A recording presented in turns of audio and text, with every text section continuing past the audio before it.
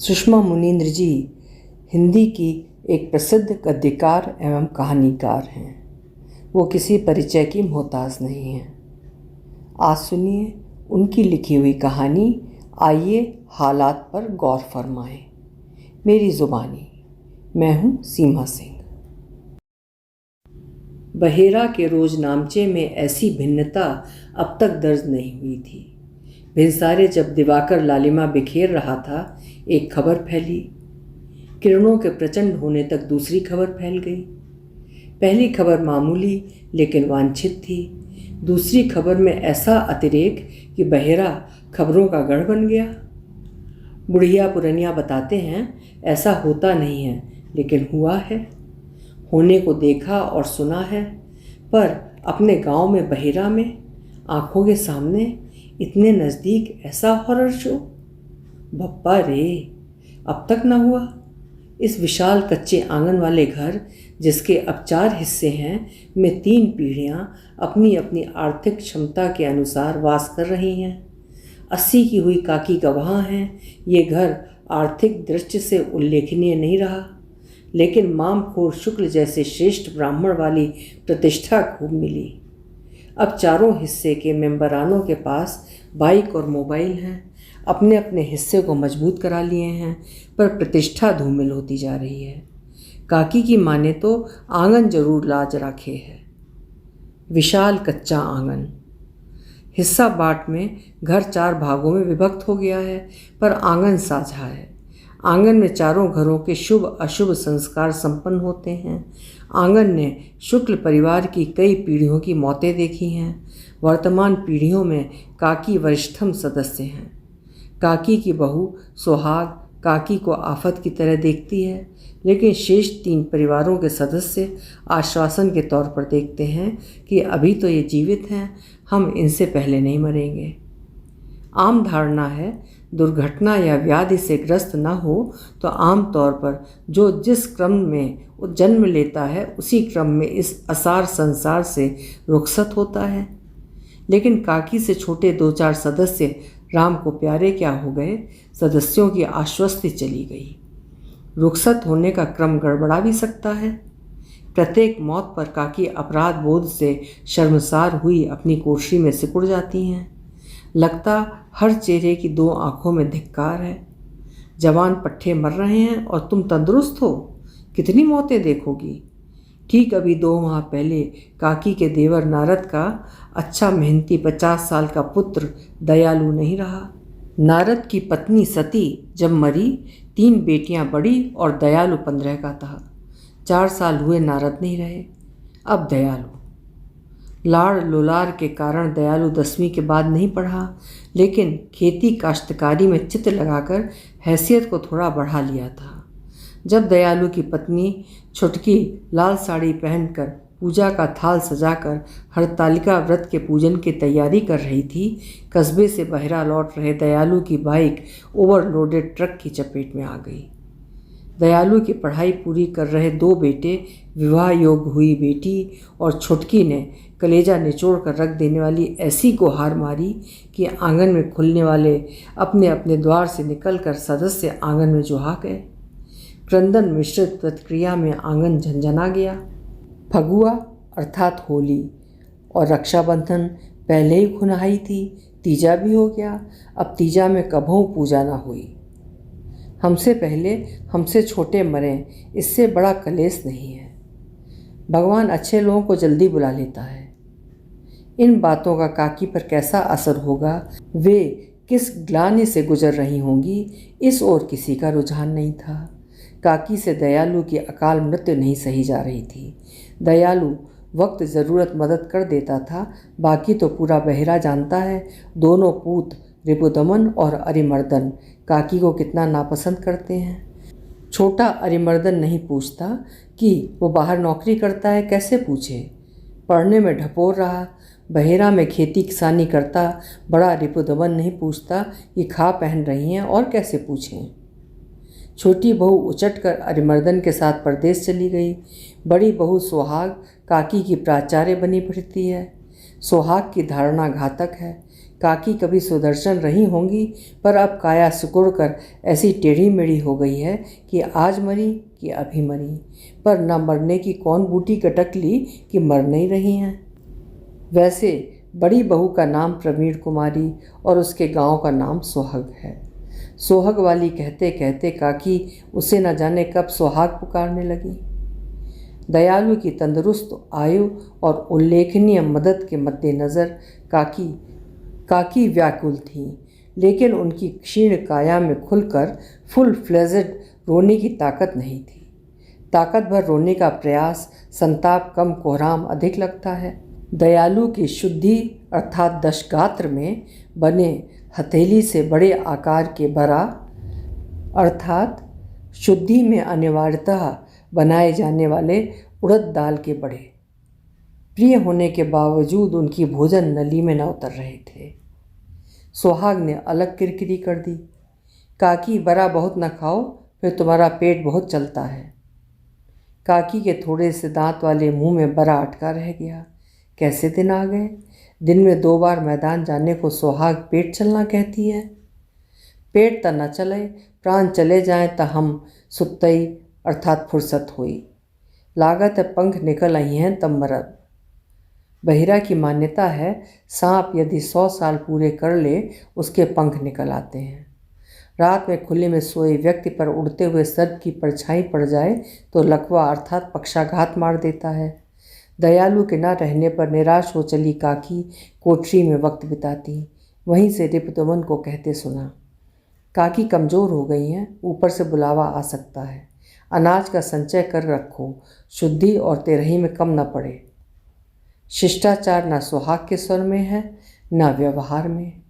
मसमसा कर बोली, किसान के घर में अनाज कम न पड़ेगा, मौका तो मिले। जान लो कुछ लोगों को जीवन से बहुत मोह होता है। प्राण आसानी से चोला अर्थात देह नहीं छोड़ते। लोग जोर जोर से मरने वाले के कान में नोरियाते अर्थात चिल्लाते हैं, जाओ माया मोह छोड़ो, तुम्हारे प्राण कष्ट में हैं। काकी को जीवन से बहुत मोह है। नैनी सुहाग की जो मझली बहू है, जब आई थी तब काकी ने उसकी कोल्ड क्रीम धरा ली थी कि चमड़ी फट गई है। बप्पा रे, हाथों की खलरी मतलब चमड़ी हड्डी छोड़कर लटक रही है, पर चोचला देखो। काकी को सुहाग की घातक धारणा का अंदाज है ये कुलक्षणी उनके मरने पर समुचित दान पुण्य नहीं करेगी। दान पुण्य के बिना वैतरणी पार नहीं होती। काकी ने कुछ पैसा जोड़ रखा था।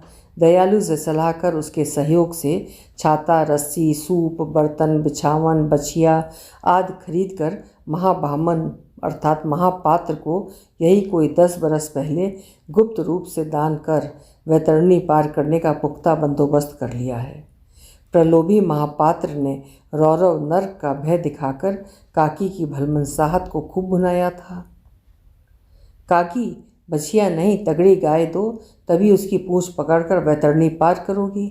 बछिया कमज़ोर है, डूब जाएगी, कैसे पार लगेगी। सांप बिच्छू जोंक से कटवाती पड़ी रहोगी। सदमा खाई दादी ने संचित कर रखे अपने रजत आभूषण दयालु के सुपुर्द किए। उन्हें बेचकर दयालु ने तगड़ी गाय का प्रबंध किया। काकी का दिल भरा रहता है। अपना बंदोबस्त किया था, दयालु चला गया। उनका वश चलता तो दयालु को अलग कर खुद अर्थी पर सवार हो जाती। लेकिन सुहाग की निष्ठुरता देखो, उन्हें आरोपी की तरह देखती है। किसी दिन सोई परी रात गला न मसक दे। बंसी बजैया कैसे उम्र कटेगी। करुणा पाने के लिए युक्ति लगानी होगी। काकी आंखें मूंद कर पूरी चेतना में यूं बर्राने अर्थात बड़बड़ाने लगी जैसे नींद में बर्रा रही हैं। तैयारी करा, हरबी अर्थात जल्दी, बियारी कई लिया, विमान हमका लेने आ रहा है। बंसी बजैया के गोकुल धाम जा रहे हैं। काकी का बर्राना सुनकर उनकी आखिरी सांस के फिराक में रहने वाली सुहाग को तसल्ली मिलती। काकी, राधे राधे भजो चले आएंगे मुरारी, अच्छी लय से गाती हैं। हो सकता है सपने में कृष्ण ने दर्शन दिए हों। कुछ लोगों को मृत्यु का पूर्वाभास हो जाता है। लेकिन सुबह पूरी तरह स्वस्थ भाव में काकी को जोर जोर से खकार कर दातून करते देख सुहाग को लगता बंसी बजैया को काकी के अरमानों की जानकारी नहीं है।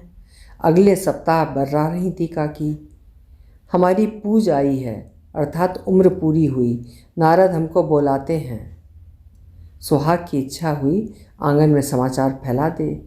काकी की बेवकूफ़ी सुनो, पति को देखने को नहीं, देवर को देखने को नयन तरसते हैं। समाचार सुनकर आंगन को अचरज न होगा। दोनों के अनुराग का हल्ला इसी आंगन में खूब उड़ा था। नारद ने काकी को विलक्षण रुतबा दिया। काकी के पति शारद दहेज में साइकिल पाने के कारण बहेरा के नायक हो गए थे। भाग्य में दीर्घकालीन साइकिल सुख नहीं था। काकी 27 की, 9 और 7 साल के रिपुदमन और अरिमर्दन। 4 भाइयों में सबसे बड़े शारद पता नहीं किस आयु के थे कि छाती की साधारण जलन में चल बसे। लोक लाज के कारण काकी पति के लिए खुलेआम नहीं रोती थीं, लेकिन बिजली विहीन कोठरी की अंधेरी रातों में दोनों पुत्रों को अगल बगल सहेज कर सोतीं, तब आंखें खूब बरसतीं। वक्त आने पर दूसरे क्रम के नारद घर के मालिक बने। नारद की पत्नी होने के नाते नियमानुसार सती को मालकिन होना चाहिए था, पर नारद ने काकी को मालकिन बनाकर गजब की सूझबूझ और पारदर्शिता प्रस्तुत की। बड़ा भाई अर्थात शारद होते तब मालिक बनते, भौजी मालकिन बनती। बड़ा भाई नहीं रहे पे भौजी हैं, मालकिन बनेगी। आंगन फुसफुसाहटों से भर गया। विधवा को नदी तीरे बाल मुड़वाकर सांसारिक प्रपंच से मुक्त कर देना चाहिए, लेकिन नारद पैतरा लगाना चाहते हैं। और काकी की चालबाजी को का कहें। मिनसरुआ अर्थात पति नहीं रहा, लेकिन पदवी चाहिए। आरंभिक काम चलाओ ऐतराज़ करने वाली काकी को मालकिन बनने में दरअसल ऐतराज़ जैसा कुछ नहीं नज़र आ रहा था। मालकिन का मतलब दुधारू पशुओं की देखरेख, घी दूध की निगरानी, खाने में जो और जितना बनना है उस अनुसार भंडार से सामग्री निकालना, शक्कर, बतासा, सत्तू, जीरा, अचार वाले पिटारे में ताला लगाकर उघन्नी अर्थात चाबी को मजबूत धागे में पिरोकर अपनी नटई में डाले रखना मात्र है। लेकिन जिसका मिनसरुआ नहीं रहा वो साम्राज्य फैलाए, जिनके जीवित हैं वे काकी का अदम माने। जैसी व्यवस्था घर की स्त्रियों को अंधेर की तरह लग रही थी। सती को उत्प्रेरित किया गया। जिज्जी दादा भाई अर्थात नारद बड़ी जिज्जी से जब तक मुंह जोड़ के सलाह न कइलें कौनो फैसला नहीं करते। बड़ी जिज्जी का शासन जबर है। एक खोरिया मतलब कटोरी चीनी मांगो तो आध खोरिया देती हैं। विधवा हुई, जंजाल से दूर रहें, तुम मालकिन बना तो नीक लागे। दोनों देवरानियों की बात सुन सती का मुख कुम्हला गया। हम तुम्हारे जेठ मतलब नारद से जब जब कहे बड़ी जिज्जी का इतना कहा मानते हो, हमरा एको नहीं मानते। एक ही बात कहते हैं, भौजी हमारे लिए मातवत अर्थात मातृवत हैं। माता अर्थात काकी दादा भाई को मोहली हैं। सुंदर तो हैं, मिनसरुआ नहीं रहा, पे न गोराई मतलब गोरापन कम भा, न फेसकट कुमलहान। पता नहीं किस विदुषी ने बहिरा में फेसकट जैसा शब्द रोपा कि चेहरे को आज भी फेसकट कहा जाता है। स्त्रियों के आशय को काकी और नारद ने भांप लिया। व्यवस्था के व्यवहारिक पक्ष पर अडिग नारद ने चित्त न दिया, जबकि काकी ने उगन्नी गले से उतारकर नारद के सम्मुख उछाल दी। हमसे मलकाना न समरी। नारद कतिरदान बने रहे। भौजी उगन्नी हमार कपार में दड़ मारो, पे मलकाना तुम्हें संभारोगी। नारद का अटल फैसला। काकी मालिकाना संभलने में ऐसी दत्त हो गईं कि बहेरा पहाड़ चढ़कर पहाड़ के उस पार बसे गांव बबनी जो उनका मायका था न जाती। निनार अर्थात हिस्सा बांट के साथ अलग होने पर बहुत कुछ छूटा, लेकिन मालकिन वाला बोध न छूटा। कल्पना नहीं थी ऐसा वक्त आएगा जब बेटे बहू उन्हें मालकिन नहीं दिक्कत की तरह देखेंगे, इतना नापसंद करेंगे, इतना गलत समझेंगे, मरने की राह देखेंगे। काकी को सुबह दातून करते देख सुहाग सोचती है, पाप का घड़ा भी नहीं भरा है, इसलिए जमराज नहीं पूछ रहे हैं। जो पूछ लेंगे तब भी काकी के प्राण आसानी से चोला नहीं छोड़ेंगे। कनपटी में चिल्लाना पड़ेगा, जाओ माया मुँह छोड़ो, तुम्हारे प्राण कष्ट में हैं। जमराज ने पूछ लिया। सुहाग सुबह काकी के कमरे में आई। काकी बिछावन पर उतान पड़ी थीं। क्या बिना हड़कंप हड़बड़ी के देवर के पास चली गई। सुहाग ने थोड़ा छुआ, थोड़ा हिलाया। इनका तो पाप का घड़ा भर गया। जमराज ने पूछ लिया। शिष्टाचार सुहाग के न व्यवहार में है न स्वर में, लेकिन पूर्ण हुई मनोकामना के मद्देनज़र उसने आंगन में आकर विनयपूर्वक गुहार मारी। काकी हमको अनाथ कर गई हो। मरने मरने में फ़र्क होता है। मरने वाले की आयु और आवश्यकता के अनुपात में संताप वास्तविक और अवास्तविक होता है। दयालु की मृत्यु पर आंगन करुणा और चीत्कार से थरथरा रहा था। काकी के निधन पर संतुलित सी हड़बड़ी का प्रदर्शन करते हुए परिजन अपने अपने हिस्से से निकलकर आंगन में जुहा गए। प्रतिक्रिया में संताप नहीं, संतोष था। खूब जी, कुटुंब की खूब बरकत देखी। अच्छी लंबी, अच्छी सुंदर रही, अब जर्जर हो गई रही। सुहाग को सराहना न जची, जर्जर हो गई रही पे पकड़ मजबूत रही। सुबह जब मैं सहारा देकर उठाती थी, मेरी हथेली इतनी जोर से खींचती रहीं कि लगे मुझे गिरा देंगी। और मुंह पिचक गया रहे, पे आँख के जोत बहुत साफ रही। वह देख लेत रहीं जो दूसरा न देख पाता रहे। सब जानते थे सुहाग काकी को सहारा देकर कभी नहीं उठाती थी, पर अवसर झूठ की और ध्यान दिलाने का नहीं था। किसी ने संदेह व्यक्त किया। दयालु का गए सिर्फ 3 महीना हुआ, काकी चली गई। दयालु पंचक माता नहीं मरा। बहिरा की मान्यता है, कोई पंचक में मरे तो साल के भीतर टोला या कुटुंब के 5 लोग मर जाते हैं। दयालु एकादशी का मरा है, सीधे सरक गाह हुई। तैयारी करो, जर्जर देह है, मिट्टी खराब ना करो, नात रिश्तेदार आते रहेंगे। रिपुदमन मोबाइल पर नातेदारों को सूचित करने लगा। सुहाग जरूरी व्यवस्था बनाने लगी। सुहाग में इस तरह बला की स्फूर्ति कम ही देखी गई है। आनन फानन अर्थी निकासी की तैयारी यूँ हो गई जैसे मौत का नहीं, मुक्ति का मौका है। मौत वाले घर में काम बढ़ जाता है। पुरुष चिटकाने मतलब मरघट चल दिए। इधर महिलाओं को तालाब जाकर नहाना पखारना है, लौटकर चूल्हा सुलगाना है, दाल भात बनेगा। चिटकाने से लौटकर लोग पत्तल में दाल भात खाकर पत्तल फाड़ेंगे।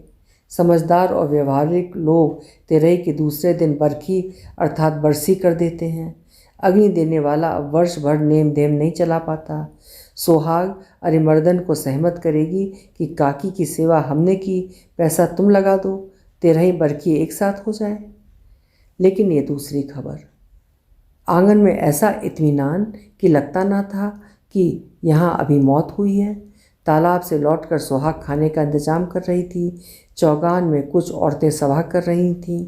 साइकिल से पूरा बहेरा में निठल्ले भागने वाले 2-4 किशोर साइकिल सरसराते हुए चिटकाने से लौटे। एक स्त्री ने पूछा, का रे, लकड़ी उकड़ी के प्रबंध हुई का? किशोर उन्मादी लग रहे थे। काकी जिंदा हैं, सब लोग वापस आ रहे हैं। किशोरों को लग रहा था घटना महत्वपूर्ण है। सुहाग को बताने के लिए एक किशोर रफ्तार से आंगन में आ गया। सुहाग सुलग रहे चूल्हे के पास बैठी थी। किशोर चिल्लाया, काकी जिंदा हैं, सब लोग वापस आ रहे हैं। भर्रे शाही पर सुहाग ने किशोर को दुत्कार दिया। दूर, काहू के मरने पर बिंग मतलब व्यंग नहीं करते। किशोर की उत्तेजना में गिरावट न आई। कुछ लोग काकी को भूत समझ लिए आ रही हैं। इतना कहकर किशोर इस तरह बाहर भागा जैसे काकी का स्वागत वही करेगा। प्रसंग फर्जी लग रहा था, लेकिन सपने देखा अर्थी में गई काकी बाइक में क्रॉस लेग में बैठी चली आ रही हैं। बाइक में पहली बार बैठी हैं, कमज़ोर हैं, घबराई हैं, उछट कर गिर सकती हैं। जैसे संदर्भों पर विचार करता हुआ काकी के पीछे बैठा रिपुदमन उन्हें प्रयत्नपूर्वक जकड़े हुए है। क्रॉस लेग में बैठने की लज्जा, चिटकाने से जीवित लौटने की खता के कारण काकी के चेहरे में जो सकपकाहट, यातना और थकान है, उनका विन्यास भूत जैसा लग रहा है। टिकटी में चित्त पड़ी काकी को जब चेत आया, समझ ना पाई कहाँ ले जाई जा रही हैं। अरे बप्पा, अर्थी में पड़ी हैं। अर्थी को उठाने वाले कितना धचक कर चल रहे हैं, धक्के लग रहे हैं। क्या वे मर चुकी हैं? मरकर जीवित हो गई हैं? इच्छा हुई गुहार मार कर अपने जीवित होने की सूचना दें, पर सूख रहे कंठ से स्वर न उपजा। सुहाग कहेगी, लो, जमराज ने अब भी नहीं पूछा, पाप का घड़ा अभी नहीं भरा, काकी आरोपी की तरह चित्त पड़ी रहीं। सुहाग ने बहुत अचंभे झेले, पर यह अचंभा जबर है। काकी को जीवित देख लगा उसे किसी ने पूरी तरह ठग लिया है। किसी अगोचर ने सिर पर आसमान पटक दिया है। अरे बप्पा, काकी की वज्र की छाती है। बड़ा विषाद मनाती थी, जिंदा नहीं रहना चाहती, वह भगवान नहीं पूछ रहा है। लो, मरने पर भी नहीं पूछा। ना चीज़, बाइक में पैर फंसाए बहुराई। पता नहीं प्राण काहे में अटके हैं।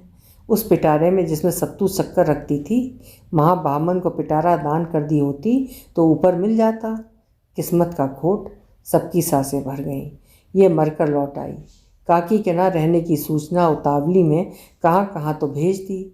इन्हें जीवित देख लोग क्या कहेंगे। काकी के सिर में काक बैठ गया था क्या, जो तुम लोगों ने उनके मरने का झूठा संदेश भेज दिया?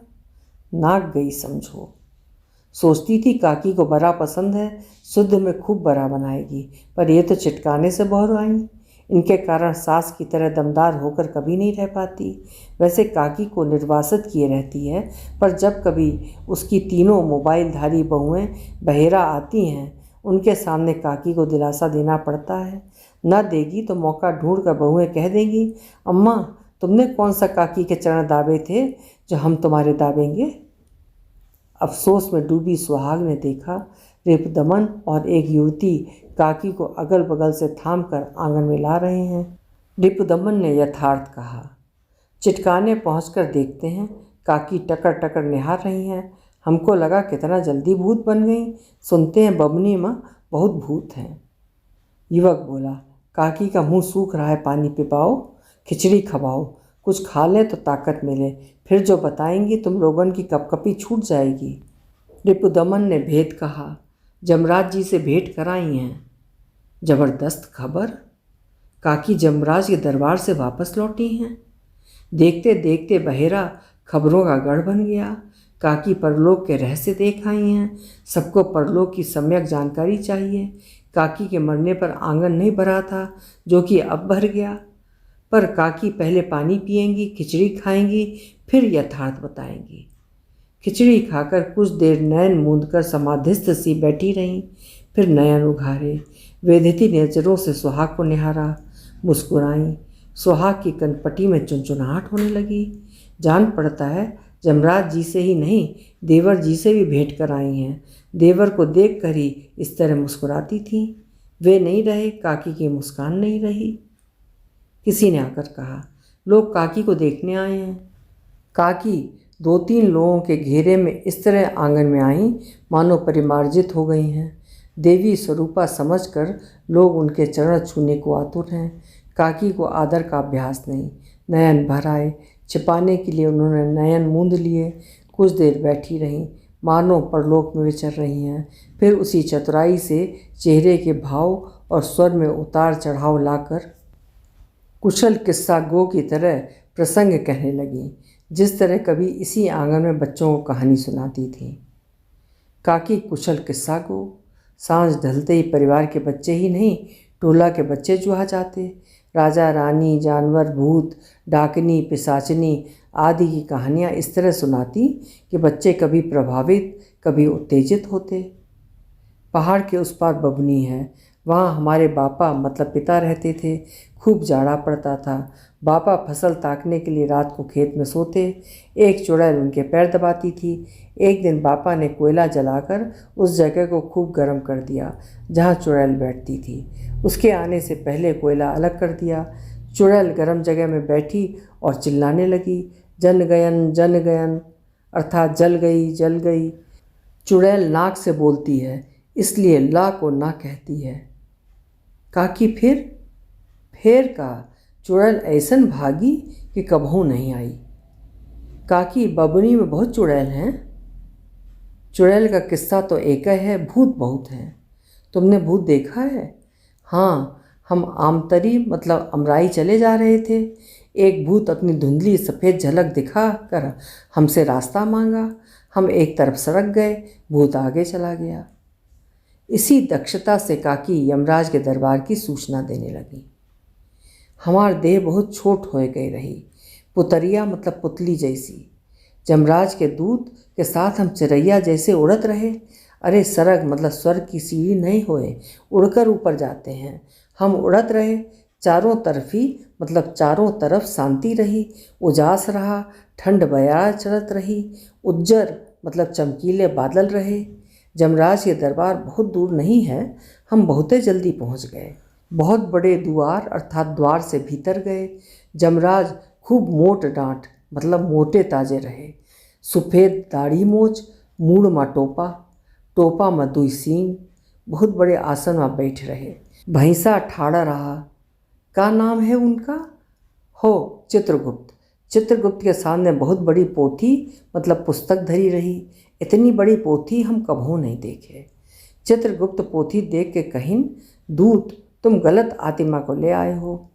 दूत घबरान कहिस, बहेरा के जऊन आंगन में जाने का आदेश मिला वहीं से लाए हैं। जमराज गुस्सा गए, आंगन में भेजे रहे पे गलत आत्मा को ले आए हो। दूत हाथ जोड़ के ठाड़ा रहा, गलत आत्मा का ले आए? ऐसी गलती हमसे कबू न भय, अब कैसे हुई गए? जमराज कहिन, तुम इस माता को पकड़ लाए हो, हम वो आत्मा को लेने भेजे थे जिसको हार्ट की बीमारी है। जनमानस में अंधविश्वास की मजबूत पैठ है। टोना टुटका भूत पिशाच से शिक्षित भी डरते हैं। अल्प शिक्षित सुहाग का तो रक्त जम गया। हार्ट की बीमारी माने वो स्वयं, उसकी धुकधुकी अर्थात हृदय गति गलत अनियमित है। चिकित्सक कहते हैं बाहर ले जाकर बड़े अस्पताल में इलाज कराओ। अधर्मी रिपुदमन नहीं ले जाता। अब तो बीपी भी बढ़ा रहता है। 60 पूरा कर रही है। ये उम्र मरने के लिए अधिक नहीं तो कम भी नहीं है। काकी ने कथन रोककर सुहाग को निहारा। प्राचार्य बनी फिरती थी, एकदम पिटी हुई लग रही है। सुहाग ने काकी को निहारा। मौत को मात दे आई, चेहरे में बड़ा फक्र दिख रहा है। किसी उतावले ने कहा, फिर का हुआ काकी? हम जमराज से कहे आ गए हैं तो हमको यहाँ रहने दो, कितनी शांति है। नारद से मुलाकात होगी, बंसी बजैया के चरणन में चरणामृत लेंगे। जमराज गुस्सा गए, अबे तुम्हारा समय पूरा नहीं हुआ, तुम यहाँ नहीं रह सकती। कौनों दिन दूध को हार्ट बीमारी वाली को लेने भेजेंगे। सड़क देखी काकी? कैसे देखते, हमको जमराज अपने दरबार से लौटा दिए। दूध के साथ हम फिर उड़ने लगे। दूध दूर से स्वर्ग और नरक दिखाया था। स्वर्ग में बहुत बड़ा हवन कुंड रहा, तपसी हवन करते रहे, शुद्ध घी की खुशबू आवत रही। नरक के दशा बहुत खराब, कढ़ा में तेल बलकत मतलब उबल रहा था। जमराज के दूत पापी मनइयों को अर्थात मुनस्यों को गुलगुला की नाई तेल में सरा रहे थे अर्थात तेल में तल रहे थे। वैतरणी माँ कईएक गैया दिखात रहीं, पापी उनके पूछ पकड़े रहे। और का देखाई काकी? बहुत नहीं देखे, बताए ना, जमराज के दरबार बहुत दूर नहीं है, हम बहुत जल्दी धरती माँ आ गए। देखो तुम्हार देह अर्थी माँ धरी है, तुमको चिटकाने ले जा रहे हैं, कहकर दूत हमको फेंक दिया। हम झटका खाकर देह के भीतर चले गए, जिंदा हो गए। सन्नाटा। काकी सब कुछ सटीक बता रही हैं। शुक्ल परिवार के सदस्य चकित से अधिक भयभीत थे। यम के दूत ने घर देख लिया है। सुहाग नहीं तो कोई ना कोई तो जाएगा, ना भी जाए पर काकी ने बड़ा नुकसान किया। मौत वाले घर में रौनक रहे न रहे, गहमा गहमी रहती है। लोग जुहाते, इधर उधर का किस्सा समाचार सुनाते, शुद्ध होते रही में तरमाल खाने को मिलता। 10-15 दिन अच्छे बीत जाते। सुहाग की दारुण दशा। काकी कितनी बड़ी कर्तव्यबाज निकली। जब देह में रौनक थी, काज ब्याह में आगे आगे होकर जिंदबा अर्थात जिस दिन घर से बारात जाती है, घर की रखवाली करते हुए स्त्रियां रात भर जागकर पुरुष वेश धारण कर मनोरंजन स्वांग करती हैं। खेलती थीं पर नहीं मालूम था सिद्ध कलाकार हैं। कितनी बार इच्छा हुई डोकर और डोकर की खांसी से छुटकारा पाने के लिए डोकर के खाने में माहुर मतलब एक किस्म का विष मिला दे। ठीक हुआ जो न मिलाया। पुलिस भले न जान पाती, जमराज जान लेते। पुलिस हथकड़ी न पहनाती, पर जमराज गढ़ा में गुलगुले की तरह। हे प्रभु क्षमा, 60 की उम्र मरने जैसी नहीं है, दूसरा आंगन देखो। डोकर जब तक जिएंगी बरा खिलाऊंगी, दिलासा दूंगी। सुहाग उचित प्रण कर रही थी, पर उसकी विपरीत बुद्धि बाज नहीं आ रही थी। ये तो सास ना हुई सांसत हो गई। रिपुदमन सदा के आलसी, सुस्त, कोई काम उचित वक्त पर नहीं करते। हड़बड़ी कर काकी को जो चिता में बाढ़ दिए होते, अर्थात जला दिए होते, देह को न पाकर आत्मा हवा में पगलान उड़ती फिरती, भूत बनती या जमराज के दरबार में लौटती। जमराज कहते बार बार आ रही है तलो कढ़ा में। अरे बप्पा, काकी चर्चित हो गई। कुछ लोग उन्हें पूजनीय मान रहे हैं, कुछ अजूबा, कुछ अलौकिक, कुछ भयावह। 1 से 2, 2 से 3, 3 से अनेक। बहेरा और समीपवर्ती गांवों में खबर प्रसारित होने लगी। अखबार के स्थानीय संस्करण में खबर छपी। जनपद का स्थानीय टीवी चैनल, प्रादेशिक चैनल, आखिर एक राष्ट्रीय न्यूज़ चैनल तक खबर की जानकारी पहुंच गई। काकी जमराज से भेंट मुलाकात कर लौटी हैं। होश हवास में पूरा किस्सा बता रही हैं। काकी के दर्शनार्थियों की एक संख्या खड़ी हो गई। महिला सरपंच और महिला जिला पंचायत उपाध्यक्ष मिलने आईं। राष्ट्रीय न्यूज़ चैनल ने प्रसंग को आइटम न्यूज़ की तरह प्रस्तुत कर बहेरा को चमत्कृत कर दिया। बहेरा को ऐसा प्रताप कभी ना मिला जो काकी ने दिलाया। चैनल वालों ने बहेरा में कैमरे के फ्लैश खूब चमकाए। बहेरा की भौगोलिक स्थिति, पहुंच मार्ग, काकी का घर, काकी का साक्षात्कार, सुहाग और कुछ ग्रामीणों की प्रतिक्रिया ली। टीवी में दिखने के लिए बहेरावासी उचक उचक कर कैमरे की जद में आने का प्रयास कर रहे थे। सीक्वेंस ऑफ आइटम तैयार किया गया। स्टूडियो में विशेषज्ञ के तौर पर एक चिकित्सक, एक समाजशास्त्री, एक धार्मिक गुरु को बुलाया गया कि अच्छी डिबेट तैयार हो। चिकित्सक का मंतव्य: मैं किसी की सामाजिक और धार्मिक भावना को चोट नहीं पहुंचाना चाहता, लेकिन वैज्ञानिक सोच और तरीके का समर्थन करता हूं। पूर्व जन्म, पुनर्जन्म, मृत्यु के बाद होने वाले अनुभव, भूत प्रेत, टोने टोटके को मेडिकल साइंस स्वीकार नहीं करता। एंकर ने दखल दिया। काकी ने जो देखा सुना उसे आप क्या कहेंगे? लोग धार्मिक किताबों, गरुड़ पुराण, कथावाचकों से नर्क, स्वर्ग, यमराज की जो कथा सुनते हैं, मन मस्तिष्क पर उसका स्थायी प्रभाव बन जाता है। काकी वही सब बता रही हैं जो बचपन से सुनती आई हैं। उन्होंने ऐसा कोई प्रमाण नहीं दिया जो यमराज से मुलाकात की पुष्टि करता हो सकता है काकी मरी ना हो, गहन मूर्छा। धार्मिक गुरु ने चिकित्सक की बात पूरी नहीं होने दी। डॉक्टर साहब, आपका चिकित्सा विज्ञान यदि पूर्व जन्म को नहीं मानता तो इसके ठोस कारण बताइए कि क्यों नहीं मानता। प्रमाणित कीजिए। स्वर्ग नरक नहीं होता। यदि हम इनके होने को प्रमाणित नहीं कर सकते तो ना होने को भी प्रमाणित नहीं कर पाए हैं। ईश्वर, राक्षस, यमराज, स्वर्ग, नरक का अस्तित्व नहीं है। इसे प्रमाणित किए बिना आप तर्क से पुरानी मान्यताओं को गलत साबित नहीं कर सकते। और ये कोई पहला प्रकरण नहीं है।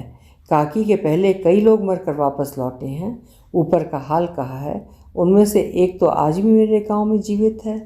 मैं चिकित्सा विज्ञान। धार्मिक गुरु को उत्तेजित होते देखकर एंकर ने कुशलता से पूर्व दखल देते हुए समाजशास्त्री का मत मांगा। समाजशास्त्री संतुलित मुद्रा में बोले, कुछ लौकिक अलौकिक रहस्य होते हैं जिन्हें बहस या तर्क से उद्घाटित नहीं किया जा सकता। हम कितना ही तर्क करें, कुछ रहस्य ऐसे होते हैं जिन्हें प्रमाणित नहीं कर सकेंगे। न ही वहाँ तक हमारा हस्तक्षेप पहुँच सकता है। पक्ष और विपक्ष पर जितना भी कहा जाए, किसी एक संगत नतीजे पर बात नहीं पहुँच सकती। हमारे देश में धार्मिक भावना का बहुत महत्व है, इसलिए जिसकी जैसी आस्था है उसे अपनी आस्था को बनाए रखने का पूरा अधिकार है। धार्मिक गुरु भड़क गए। बात सिर्फ आस्था की नहीं है, ये सर्वमान्य सच है कि ईश्वर है। वो चमत्कार कर अपने होने का प्रमाण भी देता रहता है। जैसे कि काकी के साथ घटी घटना को मैं ईश्वरीय चमत्कार के तौर पर देखता हूँ। रही चिकित्सा विज्ञान की बात, तो वो अभी ब्रह्मांड के कई रहस्यों तक नहीं पहुँच सका है, ईश्वर तक पहुँच ही नहीं सकता। एंकर ने चिकित्सक की ओर देखा। डॉक्टर साहब, चिकित्सक के भाव में असहमति दिखी। संभव है काकी मरी ना हो, गहन मूर्छा में चली गई हों। यदि ऐसा हुआ है तो वे बिना चिकित्सा के मूर्छा से बाहर आ गई हैं। मैं इसे जरूर चमत्कार कहूँगा। रही बात ईश्वर के पहुँचने और ब्रह्मांड के रहस्यों को जानने की, तो हाँ, कुछ प्रश्नों के उत्तर चिकित्सा विज्ञान के पास नहीं हैं। कुछ बातें ऐसी होती हैं जिनका आंसर नहीं मिलता। पूर्व विदित था बहस किसी ठोस बिंदु तक नहीं पहुंचेगी। चैनल को आइटम न्यूज़ बनाने का जो अवसर मिला था उसे उसने हाथ से न जाने देकर खूब वाहवाही लूटी। अंत में एंकर ने सबका आभार मानते हुए अपना काम पूरा किया। मुद्दा विचारणीय है, सवाल बहुत हैं, तर्क बहुत हैं, पर हमारे पास वक्त की कमी है। आप सब हमारे स्टूडियो में आए, बहुत बहुत धन्यवाद। स्वर्ग नरक की अवधारणा पुष्ट न हुई, तथापि काकी की पारिवारिक स्थिति में कुछ सुधार देखा गया। जमराज का आशीर्वाद लेकर लौटी काकी की उपेक्षा करने में सुहाग को डर लगने लगा। अरिमर्दन की पत्नी प्रकाश रानी ने समझाया, काकी को सताओगी तो गुलगुले की तरह तली जाओगी, या नहीं तली जाओगी पर जेल जा सकती हो। शिष्टाचार सुहाग की वृत्ति में नहीं था, फिर भी उसने 2-3 बार बरा बनाकर काकी को खिलाए। घटना के ठीक 1 माह बाद जिस रात बिना हड़कंप हड़बड़ी के काकी ने प्राण त्यागे, उस दिन काकी ने बरे खाए थे। काकी की मृत्यु पर सुहाग ने खुद से कहा, लगता है प्राण बरा में अटके थे।